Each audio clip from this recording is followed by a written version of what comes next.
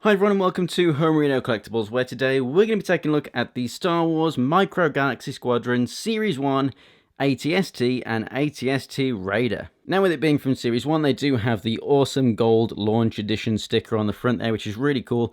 The ATST is number 9 and the Raider is number 12. Now, they are mold-wise exactly the same, they just have a different pilot and a different paint scheme. Of course, this one right here is rare, so it's one of 15,000. And I actually picked this up from Forbidden Planet, so I actually found it in store. Series 1 is everywhere in the UK. Series 2, hard to find, and then Series 3, even harder. I don't know what's going on with distribution in terms of Europe, but here in the UK, it basically looks like we only got Series 1, and that was it.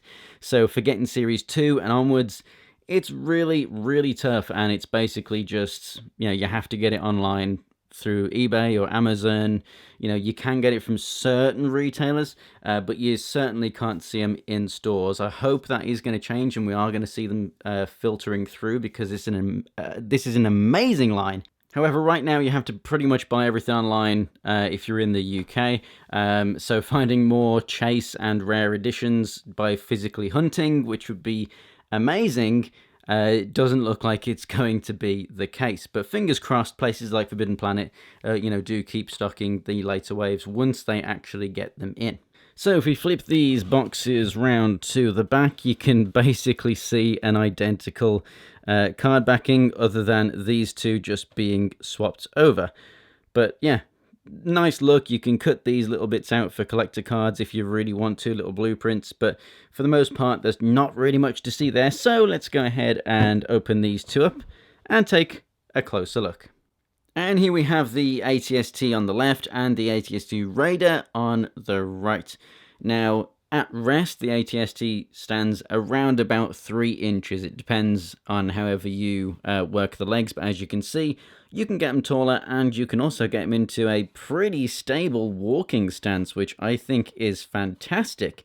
The amount of ATSTs that we've got, whether it be Lego or standard toys, that can maybe just move right here and then nothing else, kind of sucks. So the fact that we have multiple points of articulation is fantastic. So first of all, let's go ahead and compare the paintwork on the two, because that is, well, the only differences here really.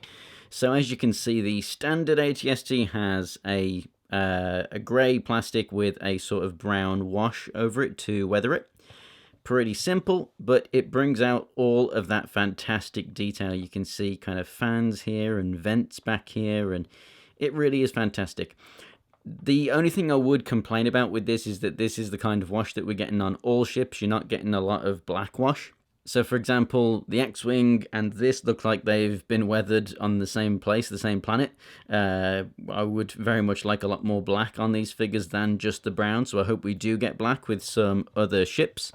And then over here, we have not necessarily a wash, but sort of more paint in certain areas to make it look like rust. So it looks like an older ATST. And then we've got a brown leg and a red leg. So whether they have been repaired or rusted or just painted, I don't really know. I can't really remember exactly how it was from the show, whether it was damage or rust or paint or what. But then we have the white paint right here and the markings there on the head of the ATST, which look really, really cool, but they are the only differences. Obviously, if you have one, do you need the other? No, not necessarily, but I did actually get this first, and I did want a regular ATST for my collection. I didn't know if I was going to open this or not at the time, but as you can see, I decided to. But yeah, if you want one of these for your collection, then go ahead and pick it up. It's not really much of a loss if you don't get this. It does only appear in one episode of The Mandalorian, and I'm actually very surprised that we've got it in this toy form in Series 1. And that we had it in Lego as well, as early as we did. I'm really surprised that Star Wars really kind of want to push this to us when it's really not that much of a big deal within the whole franchise. But they've got this mold, so why not repaint it? And here it is.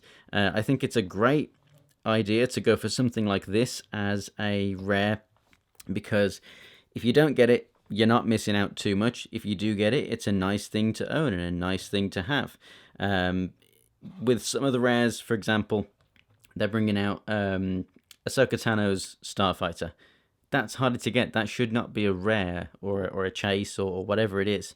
That's something that everyone should be able to pick up. Ahsoka is such a huge poster girl of Star Wars right now. I'm really surprised that they're making something like that harder to find, or as hard to find as this, which in the grand scheme of things is, definitely not as high on everyone's list. So kind of strange. I would prefer the quirkier things like this to be rares, and more mainstream characters like Ahsoka to be just, everywhere. But there we go. Let's take a look at the pilots then. With the regular ATST, let's get some focus here close up. We have the ATST pilot, the Imperial pilot that we are so used to seeing. Very simple paint apps there with the grey. Nice silver on the buckle, to be fair. But yeah, the black gloves and boots, visor, and then the kind of greeny grey helmet, whatever that is. Very nice. I really do like that. Then over here, we have a bit of a mess with the Raider. So this is a Clatoonian. I really like the kind of cape sort of thing that he's wearing, and the headdress there. And he's got a lot of armor molded onto him, but the paint is just kind of slopped on. But it works. It is what it is. And then back to the vehicles to pop them in. You can push down on the back like that, or you can wedge your finger under there and get it up. And as you can see, plenty of space inside there to go ahead and fit him in. There's no kind of console to fit the legs under or anything. They literally just pop straight in. You could probably even fit two characters in there if you really wanted to. There's a lot of space.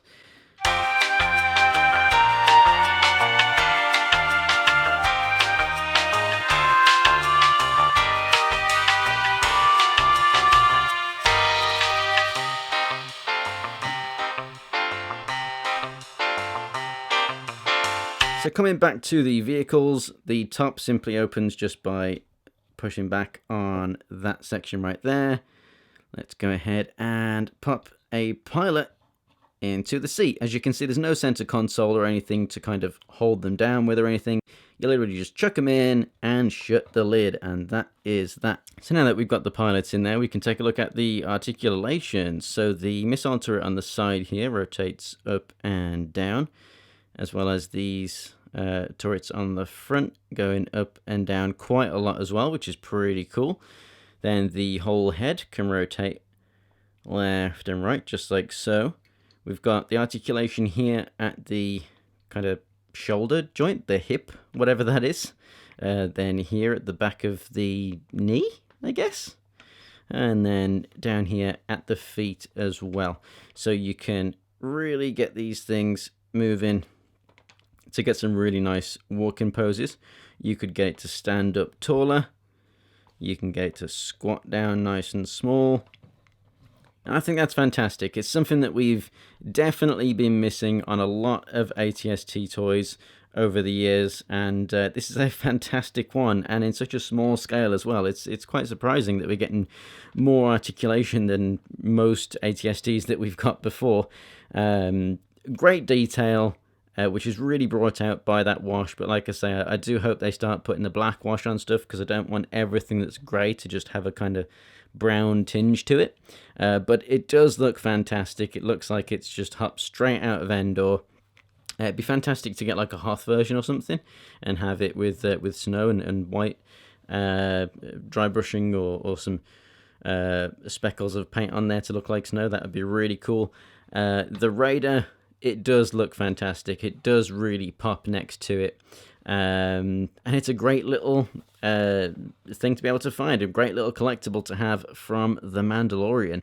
Cannot wait to get an AT-AT to put next to these guys. And overall, yeah, I'm really, really happy with them. And if you are building an Empire display as part of your Star Wars Micro Galaxy Squadron, 100% you need to pick up one or more of these ATSTs. So, thanks for watching, guys. If you enjoyed the video, go ahead and give it a like. If you want to see more from me, check out the links on the screen right now, and links to my social media in the description below. For more Star Wars Micro Galaxy Squadron, go ahead and subscribe. Thanks again for watching, guys, and I'll see you next time. Head rotates a full 360 degrees, and then... Oh.